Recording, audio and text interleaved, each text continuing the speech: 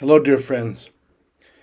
As we now look to this second Sunday of Ordinary Time, beginning as it were a new journey through the liturgical calendar after the Christmas season, we're given a very important reminder in today's readings.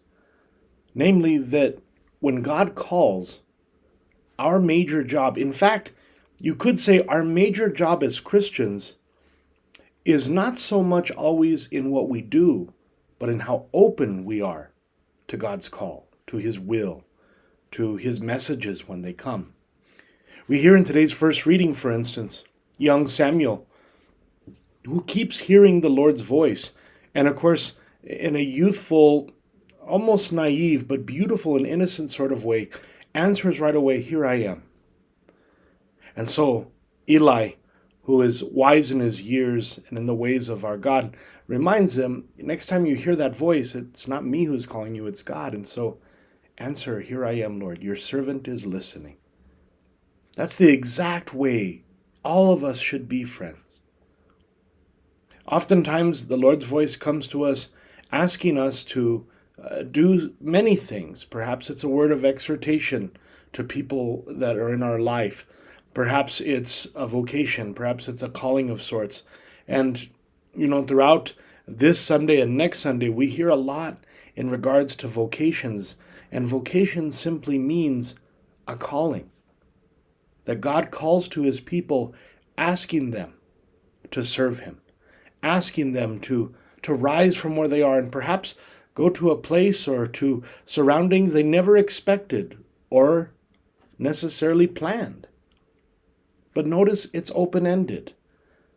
Look at today's gospel where Jesus, talking to the apostles, tells them, "What are you looking for?" And they say, "Well, where are you staying?" They're intrigued by Him.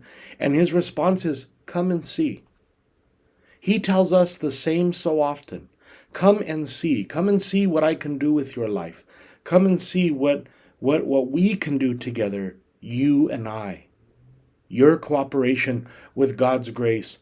Come and see where that leads. And you notice in that, again, it's open-ended. There's no sense of God telling you exactly what's going to happen. He doesn't give you a set of instructions where you have almost driving directions on how it is that you're going to weave in and out with God's path. Nevertheless, He gives the invitation.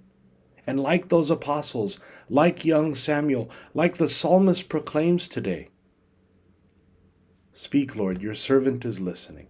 Here I am, Lord. What do you want of me?"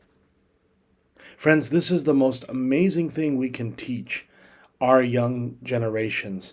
You who are sponsors, for instance, when you baptize a baby or when you're confirming one of our youths, teach them this openness to God's will that they may see that for their life. Because how many times is God reaching out to His people and they ignore Him, even sometimes with the best intentions, thinking, well, that's not for me, or I'm not worthy of doing something like this in terms of a vocation. Or perhaps they feel insecure or they're apprehensive or afraid because they don't know if they can hack it. And yet God is calling. We can model for them a heroic example of faith when we ourselves answer to God and say, "Here I am, Lord. Speak. Your servant is listening."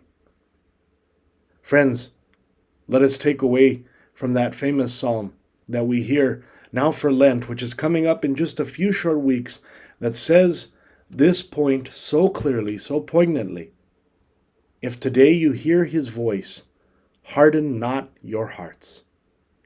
God bless you, and happy Sabbath.